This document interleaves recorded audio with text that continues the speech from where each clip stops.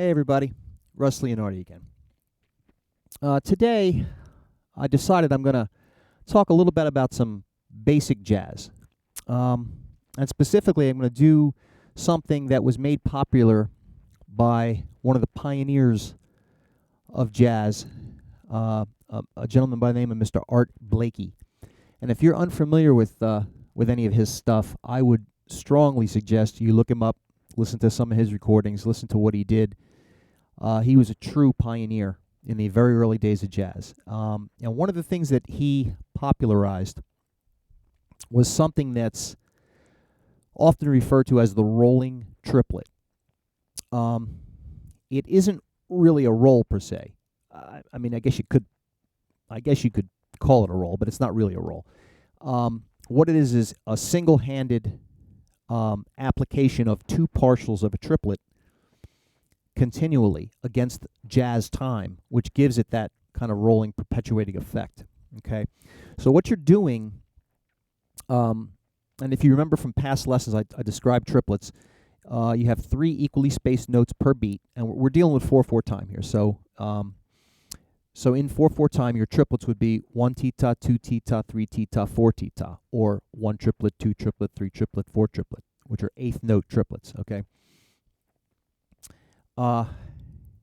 You're going to play that triplet between your bass drum and your snare. Okay, your bass drum is going to hit the first note of each triplet, the 1, 2, 3, 4. The snare is going to hit the titas, or the second and third note of each triplet, or the triplet, however you want to say it. And that's going to be played continually as a fill, or however you want to use it. It doesn't have to be a fill, but however you'd like to apply it underneath jazz time. And if you're unfamiliar with jazz time, I lightly talked about it in some of my other videos, but I'll give you a slight demonstration. You're going to play a swing pattern in your right hand, which is considered basic jazz time, which is 4 quarter notes, the 1, 2, 3, 4, plus the third note of the triplet on the second and fourth beats. So it sounds like 1, 2 to 3, 4 to 1, 2 to 3, 4. Something like this. 1, 2 to 3, 4 to 1, 2 to 3, 4. Now typically you add a hi-hat to keep time with your foot against that, and that's usually played on the second and fourth beats. It's closed. It clicks down, so you hear them come together. On the first and third beats, they open up, so you don't hear them. But that constant up down 1, 2, 3, 4, 1, 2, 3, 4 provides a background pulse to what you're doing on the cymbal. Okay, and if you're unfamiliar with that feel, one little trick you can try is to rock your foot. Okay, your hi-hat foot. If you play heel, okay, your toe is naturally going to come up. Your toes are going to come up. Unless you were bitten by an alligator, you only have one toe. Your toes are going to come up, okay, raising the hi-hat. On the second and fourth beats, you're going to rock the foot forward. Your heel's going to come up, and your toes are going to go down, closing the hi-hat. So you're going to get an open, closed as you rock your foot. And that, against the time, is going to sound something like this.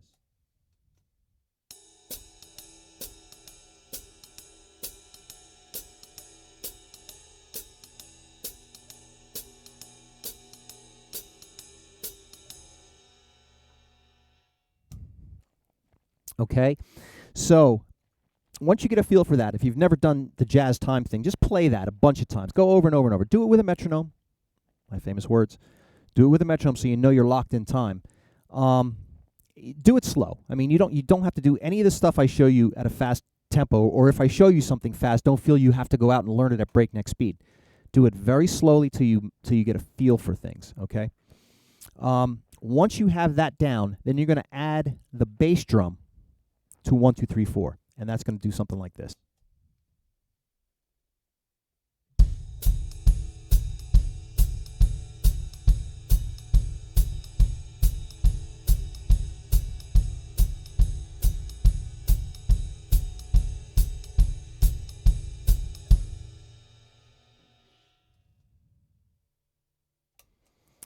Okay. Once you have that down, now we're going to add the snare drum. Now the snare, you're going to play the 2 notes of the triplet that are left. So the bass drum was the 1, 2, 3, 4. Now you're going to play the titas, or the triplet, on the snare. Now every beat's going to get that. So the snare is going to go 1 tita, 2 tita, 3 tita, 4 tita, 1 tita, 2 tita. You're going to have a constant dot dot dot dot dot dot dot dot. Okay? But the trick to that is you got to realize the middle note of that triplet never gets played with anything else. And when I say with it, I mean at the same time, simultaneously. It stands alone. That note stands alone. The last note of the triplet stands alone on the first and third beats because there is no partial triplet on the cymbal. But on the second and fourth beats, there is. Those notes must land together. Okay, so slowly I'm going to show you just the hands alone. It's going to do this.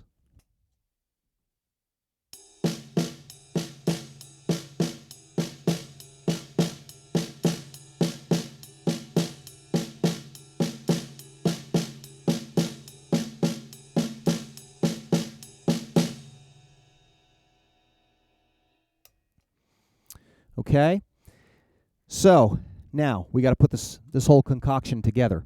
I'm going to do it very slowly for you, hopefully slow enough that you can possibly play along with it, or at least kind of internalize it, okay?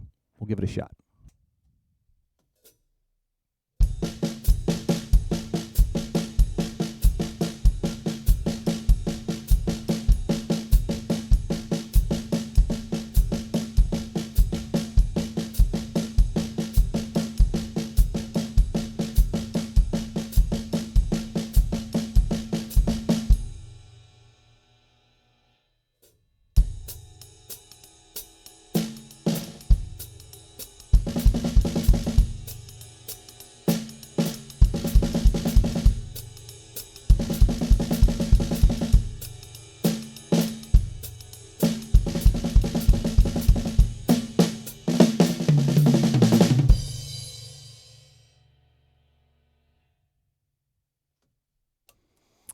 Okay, so I did it slow for you, then I kind of picked it up a little bit so you kind of get an idea what that sounds like. I mean, there are some cats out there that just do that at a blinding, ridiculous amount of speed, like, you know? So you can get it very quickly, okay, if you want. If that's your aspiration to do that, knock yourself out.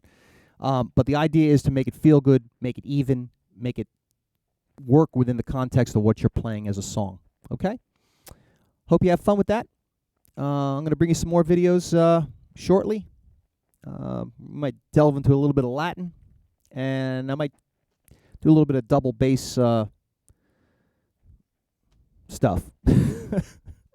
Till next time, practice, use that metronome, okay? As always, if you have any questions, contact me through my website, www.russleonardi.com, through email. You can email me through the site, and I'll be happy to answer your questions, happy to help in any way I can. All right? Till next time.